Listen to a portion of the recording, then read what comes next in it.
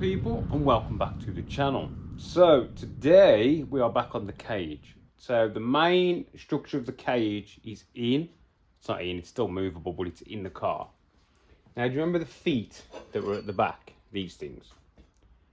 So what I've done is I've put this on the back, right? So what we have now is like a foot on the back. So this is a corner joint. So a corner joint, if you don't know, is it's not like that. It's like that. So it's on a equal. So I could fill that full of weld. So they've both been filled full of weld. Then I could chamfer them off at like a 45. Yeah. Then I've just put a couple of welds on the inside to hold its structure, and 3 new holes. So what this is for is the rear beam axle. Oh gosh. Yeah. So that, once it's under, it sits there like that. Yeah. So we're up against the heel board area. The cage is not in the right place, so ignore where the foot is on the cage. And we are, against the back. It still needs a bit of jiggery pokery, but we're pretty much against the back on the floor and heel board area. So this will get the 2 bolts come through for holding the beam on the back. So what we need to do is we need to push those up as far as we can and put a couple of screws just to hold it in situ, both sides. Then we need to get the beam axle on the back, which we can do because it's got 2 holes here. So we need to mount the beam back on the back. Then we need to drill through the beam onto those plates to get the exact position of the beam. Yeah. And now I think what I'm going to do is drill and tap that plate. So then we can mount the beam, tighten that plate up, and what that's going to do is pull the plate into its happy place. Yeah.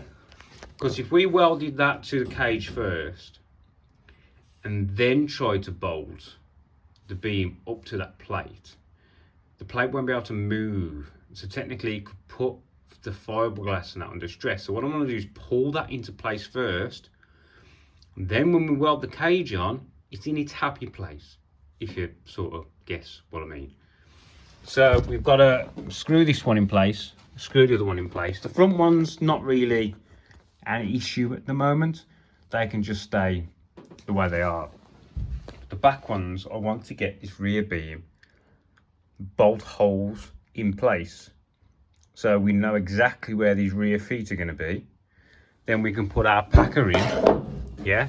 And then I think what I'm going to do is start working on the front of the car. So I'm going to leave this back section because the back section is going to be a lot easier to fabricate than underneath the dash.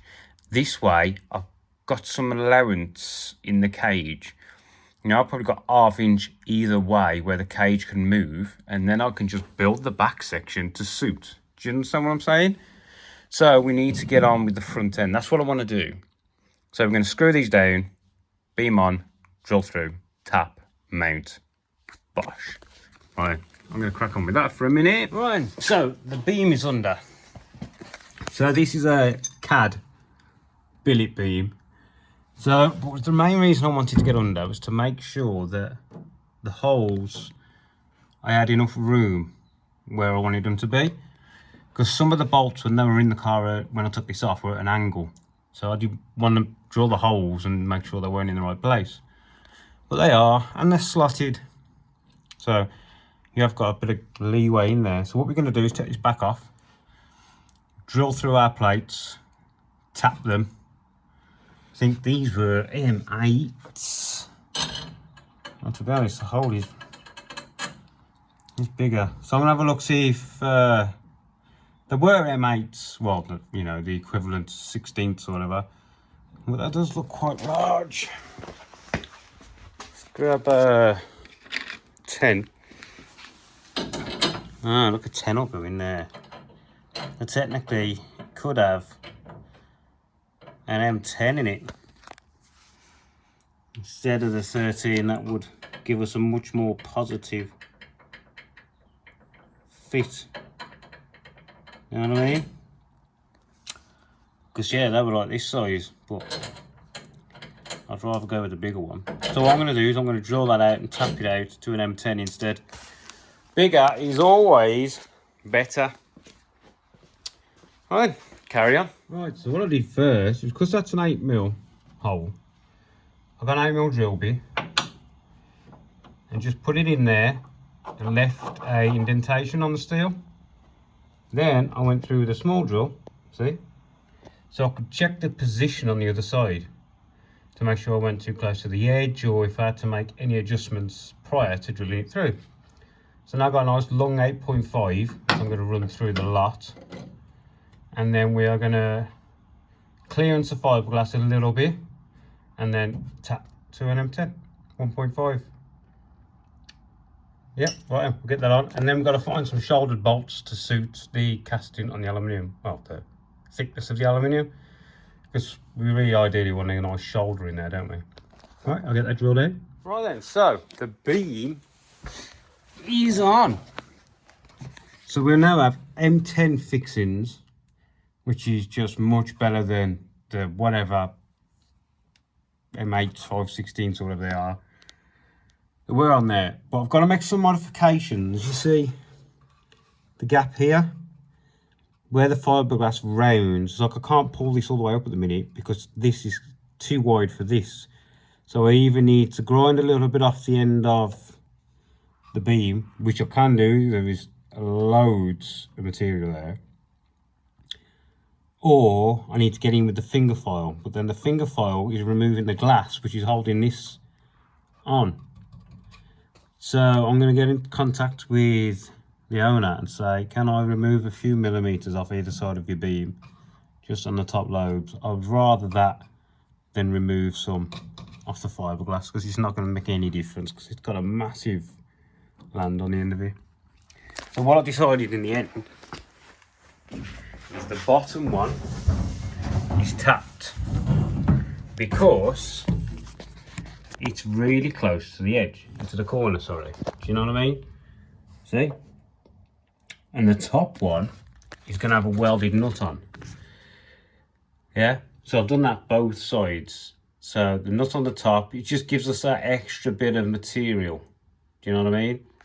And now what we've got to do is these have all got to be changed out. So each one of these is also going to have a nut welded on the inside, so the bolt comes up through from underneath. Yep. So what we've got to do is take one of the screws out individually and drill through M10, put a bolt in, remove, do the next one. So we're not going to get it moving in any way. You know what I mean? And then once the bracket comes back out, because it will be, we'll weld all the nuts on and put it back in again. In and out, in and out. Shake it all about. But yeah, that one's on, that one's on. They're pulled up against the glass as much as I can with the beam needed to be narrowed. Right, next job, drill these out. So the plates are now in. Yeah, so put all the holes are in, there's a couple of nuts and bolts in them, so they are ready to be yet again removed so I can weld the nuts on. But that for now is I'm happy with how that is sitting. And I've been thinking about how we're going to attach this front subframe. The chap wants to try and keep the twin bolt set up because he wants to make the car look like a Mark 1, which is, you know, pretty good. So I think what I've come up with is, you know, who's on about the top of this subframe? This. Using that to convert it to a single bolt. Well, I've put my tap down here and it has come up with a really nice thread, full engagement, yeah, and that is a good, it's over ½ inch worth of threads, maybe even more than that. So what I've done is I've got one of these and I've ran my die down here because these have like a shoulder at the end. See, has it got like a shoulder? Yeah, that's because on a normal top, you've got this thing sticking out. Yeah, so that is what transfers the load.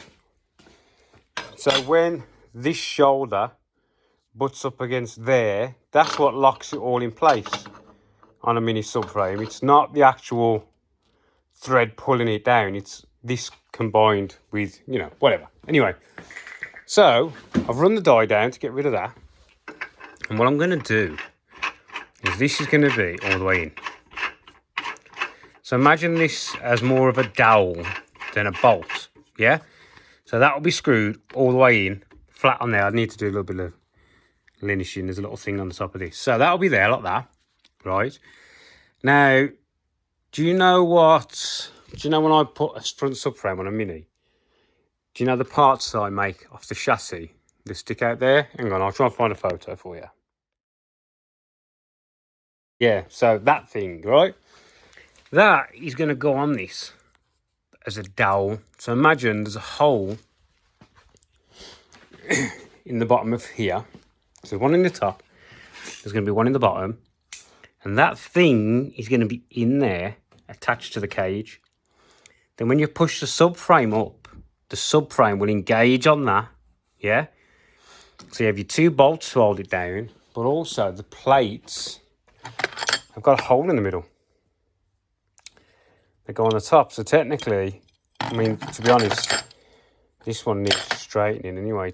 See how it's already bowed? Well, it takes away the issue of them coming loose because we are beefing it up, you know what I mean? But I'm thinking also, once that is on there, tied to the cage, that big pin's up in there, bolts down, we might be able to use that bolt for some shock mounts. Yeah, so we've got like these, I think that's what's in here now. Yeah, you know the big top mounts? This guy's got them on the bottom, and he's got these ones on the top.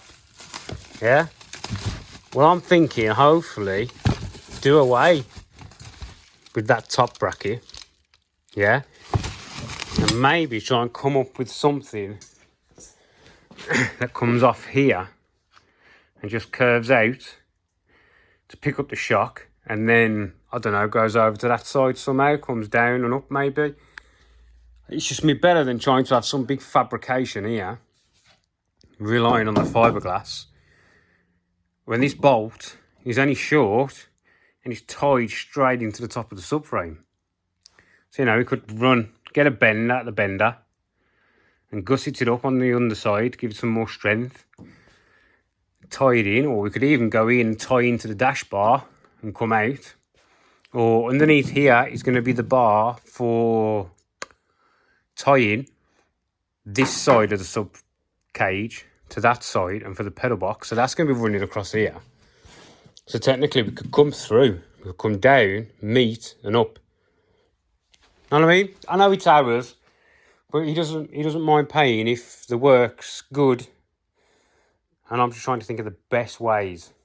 So at the minute, the cage in the middle is staying as it is. I don't want to put any more bars in, because if I end up having to ratchet strap something to move something, I don't want to damage anything else, you know what I mean? But the back section won't take that long. The X, that won't take that long. Then that's not going to take that long. So we might as well just focus on doing this. But you got to remember, this is going to take a while because all this is custom. The back's custom. Everything in here has already had work. So it's not like it's just an off-the-shelf cage. I'm going to strip that engine out of that subframe now and have a look. I could really do lifting the car up off the floor a bit. It is a bit low, but we'll see what I got. So yeah, going to strip that subframe down and have a bash. Right then, the engine's out of the frame. Bit awkward, but I got it out. And so what I've done now is I've marked where the two holes have got to be. It looks like they've been there before. So what I've got to do is I've got to drill that hole and that hole to about 1 inch, and then try the subframe on. They're about 1 inch, so I want to see if it sort of lines up where I want it to be. But we're going to do that in the next video, people. But yeah, look, it's a beam. Not bad, not bad. Right, people. Catch you in the next one. See you later.